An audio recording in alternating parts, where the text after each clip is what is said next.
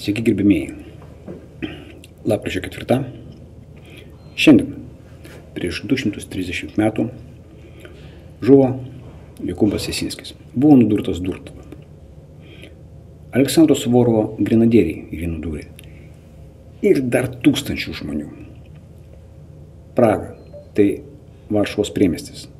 Vaikai, kūdikiai, moterys, visiškos skardinės. Suvorovai buvo sutiktas už tai feldmaršalo laipsnis, karininkai gavo paauksuotus kryžius ir šiaip tai buvo kraštinis LDK mūšis ir paskui vyko trečiasis padalinimas. Dabar istorijos vadovėlis. Kelias. Istorijos vadovėlis, 5 klasė, 1 dalis. Puslapis 76. Jokūbas Jasinskis.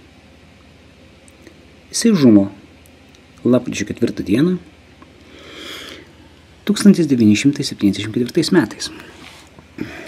Bet yra žymus savo atsišaukimas. Iš Jokūbo Jasinskio atsišaukimo. Gerbimieji piliečiai, tėvynė reikalauja ją ginti. Išsirinkite iš savo tarpo vadu pagarbos vertą vyrą ir apsiginklavę sudarykite sukilėlių būrius.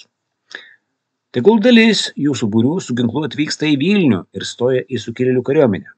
Likę vietose, te pasirūpina apylinkių saugumu.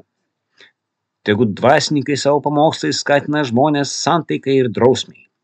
Bauskite visus, kurie mėgins padėti užpuolikams. Tokie žmonės yra mūsų tėvynės priešai.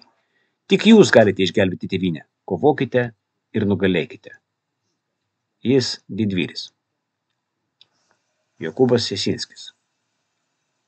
Reikėtų kažkaip įamžinti jo atminimą, nes netgi baltarusiai jį prisimena savo pašto ženkle.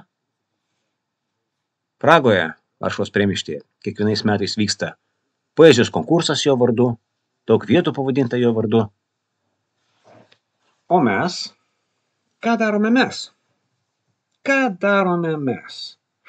Panašu į tai, kad vienas iš Lietuvos kariuomenės batalionų bus pavadintas jo vardu. Generolas leitenantas Jokūbas Jasinskis. Ačiū Jums už dėmesį.